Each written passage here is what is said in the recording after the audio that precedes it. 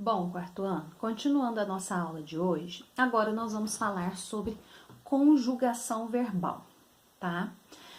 Na nossa língua portuguesa, os verbos, né, como vocês viram, que são aquelas palavras que indicam ação, estado ou fenômenos da natureza, eles são divididos em grupos, tá? Como se eles estivessem divididos em grupos, tá?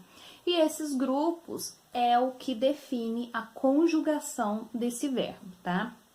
Então, vamos lá.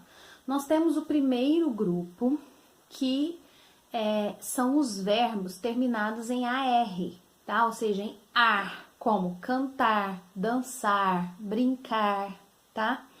Então, os verbos desse grupo que são terminados em ar são os verbos que a gente chama de primeira conjugação. Então, todos os verbos terminados em ar são de primeira conjugação, tá? Pois nós temos o segundo grupo, que são os verbos terminados em ER, né? Em ER, tá? Como comer, correr, crescer, tá? Esses verbos terminados em ER são os verbos que a gente chama de verbos da segunda conjugação, tá? E nós temos ainda um terceiro grupo, que são os verbos terminados em IR, os verbos terminados em IR, tá? Como fugir, partir, sorrir, tá?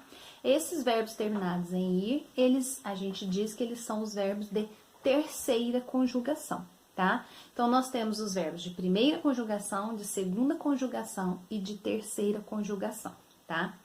Nós temos também alguns verbos que são terminados em OR, que são terminados em OR, como por, propor, repor, depor.